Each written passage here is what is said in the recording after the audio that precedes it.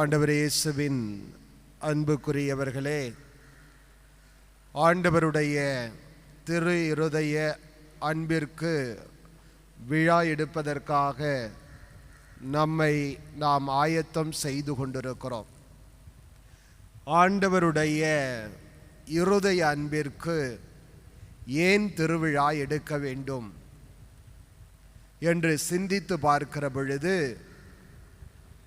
ஆண்டவர் இயேசு கிறிஸ்து மனித குலத்தின் மீது கொண்டிருக்கிற அன்பு எப்படிப்பட்டது என்பதை சிந்திக்கிற பொழுது மிகவும் ஆச்சரியமாக இருக்கிறது, வியப்பாக இருக்கிறது.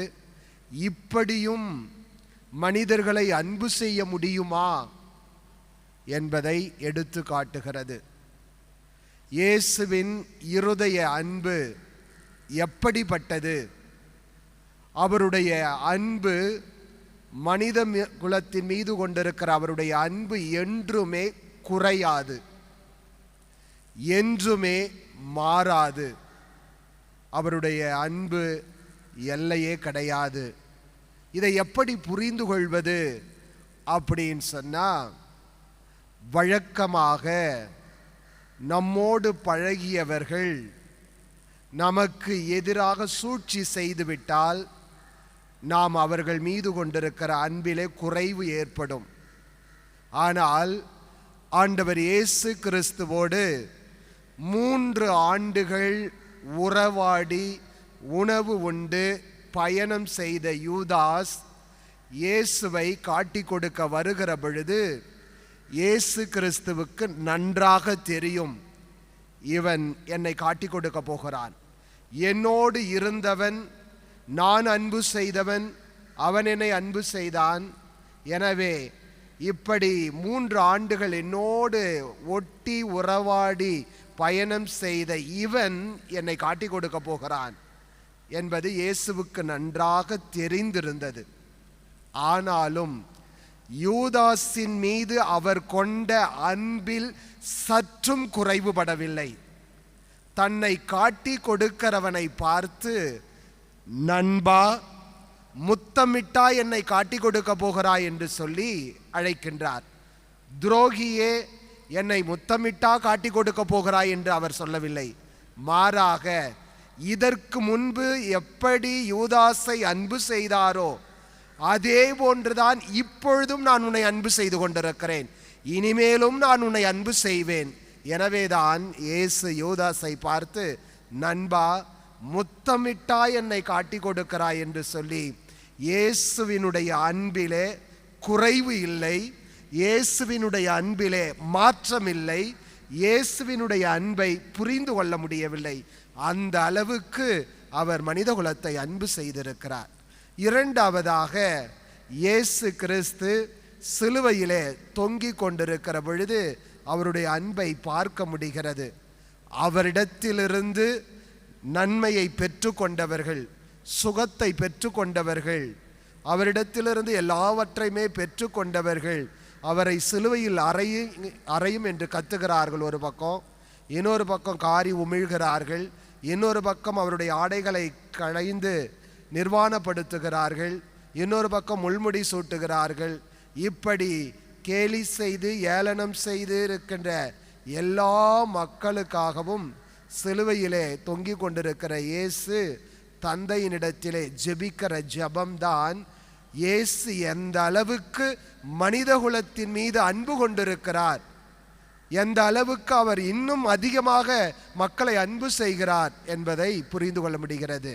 இவர்களை மன்னியும் என்று சொல்லி அவர் ஜெபித்திருந்தால் அவருடைய அன்பிலே குறைவுபட்டிருக்கும். ஆனால் தந்தையே, இவர்கள் அறியாமல் செய்கிறார்கள், எனவே இவர்களை மன்னியும் என்று சொல்லுகிறார். அந்த அறியாமல் என்று சொல்வதினால் மக்கள் மீது குறை சொல்ல விருப்பப்படாமல் இருக்கிறார். அதை கூட அவங்க மேலே சுமத்துவதற்கு இயேசுவுக்கு விருப்பம் இல்லை. என்னிடமிருந்து நன்மையை பெற்றுக்கொண்டீர்களே, ஏன் என்னை காரி உமிழ்கிறீர்கள், ஏன் என்னை சிலுவையிலே அறையுகிறீர்கள், அப்படிலாம் கேள்வி கேட்கல. இயேசு கிறிஸ்து அவங்கள்ட்ட சொல்றார், தந்தைகிட்ட சொல்றார், இவர்கள் அறியாமல் செய்கிறார்கள், இவர்களை மன்னியும் என்று சொல்லுகிறார். அதுதான் கிறிஸ்து மனிதகுலத்தின் மீது கொண்டிருக்கிற அன்பாக இருக்கிறது. அதுக்கு அடுத்ததாக பார்க்கிற பொழுது கிறிஸ்துவினுடைய அன்பு, இயேசுவினுடைய அன்பு எப்பேற்பட்டது அப்படின்னு சொன்னா, உயிர்த்தெழுந்த பிற்பாடு பேதுருவுக்கு காட்சி கொடுக்கிறார். காட்சி கொடுத்த பொழுது பேதுருவை பார்த்து, ஏன் என்னை மறுதலித்தாய் என்று கேட்கவில்லை. பேதுரு, என்னை அன்பு செய்கிறாயா என்று கேட்கிறார். பேதுரு 3 முறை இயேசுவை மறுதலித்தார். தெரியாது என்று சொன்னார். சபிக்கவும் ஆணையிடவும் தொடங்கினார். எனவே 3 ஆண்டுகள் தன்னோடு பழகிய ஒருவன், தன்னுடைய அன்பு கூட்டத்திற்குள் இருந்த ஒருவன் தன்னை மறுதலிக்கிறான், சபிக்கிறான், தெரியாது என்று ஆணையிடுகிறான். இப்பேற்பட்ட ஒரு மனிதனை சந்திக்கிற பொழுது, ஏன் நண்பா இப்படி செய்தாய், ஏன் என்னை மறுதலித்தாய் என்று இயேசு கேட்டதாகவே இல்லை. மாறாக அங்கே என்ன சொல்லப்பட்டிருக்கிறது, என்னை அன்பு செய்கிறாயா என்று கேட்கிறார். இயேசுவினுடைய அன்பை பாருங்கள்.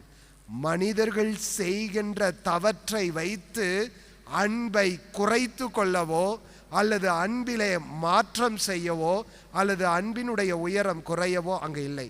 மாறாக பேதுருவை பார்த்து, என்னை அன்பு செய்கிறாயா என்று கேட்கிறார். அதே போன்று தோமையாரை சந்தித்த பொழுது, இதோ என் கைகள், இதோ என் விலா, உன்னுடைய சந்தேகத்தை தீர்த்துக்கொள் என்று சொல்லுகிறார். ஆம் அன்பார்ந்தவர்களே, மனிதர்களுடைய தீமைகளை வைத்து, மனிதர்களுடைய பாவங்களை வைத்து இயேசுவினுடைய அன்பு என்பது குறையாது. மனிதர்களுடைய சிந்தனைகளை வைத்து, மனிதர்களுடைய நடத்தைகளை வைத்து இயேசுவினுடைய அன்பு மாறுபடாது. மாறாக அவருடைய அன்பு இன்னும் அதிகரிக்குமே ஒழிய என்றுமே குறைவுபடாது. ஏனென்றால் இயேசுவின் இருதயத்தில் இருப்பது மனிதர்களை குறித்த அன்பு, தந்தையை குறித்த அன்பு.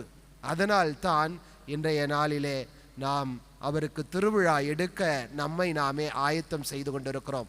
எனவே அன்பார்ந்தவர்களே, இயேசுவினுடைய இதயத்தை எண்ணி பாருங்கள். நான் பாவம் செய்துவிட்டேன், தீமை செய்துவிட்டேன், தவறு செய்துவிட்டேன், எனவே கடவுள் என்னை அன்பு செய்ய மாட்டாரா? கிடையவே கிடையாது. என் பாவத்தின் பொருட்டும், என் தீமையின் பொருட்டும், என் செயல்களின் பொருட்டும் ஆண்டவர் இயேசு கிறிஸ்து என் மீது கொண்டிருக்கிற அன்பில் சற்றும் குறைவுபடாது, மாறாது. அது அதைவிட அதிகரிக்குமே ஒழிய குறைவுபடாது. அப்பேற்பட்ட ஒரு அன்பை காட்டுகிறவர் தான் இயேசு கிறிஸ்து. என்ன நாம் செய்கிற தீமை, நாம் செய்கிற பாவங்கள், நம்முடைய தவறான செயல்கள் இயேசுவினுடைய அன்பு நம்மிடம் வர தடையாக இருக்கின்றன, அவ்வளவுதான். அதை தூக்கி போட்டுட்டோன்னா அதற்கு முன்பு அன்பு செய்ததை விட இயேசு இப்பொழுது இன்னும் அதிகமாக நம்மை அன்பு செய்வார். அதனால் தான் அந்த திருநாள் கொண்டாடிட்டு இருக்கிறோம். எனவே இயேசுவினுடைய அன்பு என்பது மனித பாவங்களினால் அல்லது மனிதர்கள் செய்கிற தீமைகள் வைத்து என்றுமே குறைவுபடாது, என்றுமே மாறாது, அது அதிகரிக்கும் என்ற ஒரு காரணத்தினால் திருச்சபையோடு இணைந்து நாம் இந்த திருவிழாவிற்கு ஆயத்தம் செய்து கொண்டிருக்கிறோம். எனவே இயேசுவினுடைய திரு இருதயத்திலிருந்து பொங்கி வழிகின்ற அந்த அன்பை நாம் சுவைக்க நம்முடைய பாவங்களை தூக்கி எறிவோம். ஆமேன்.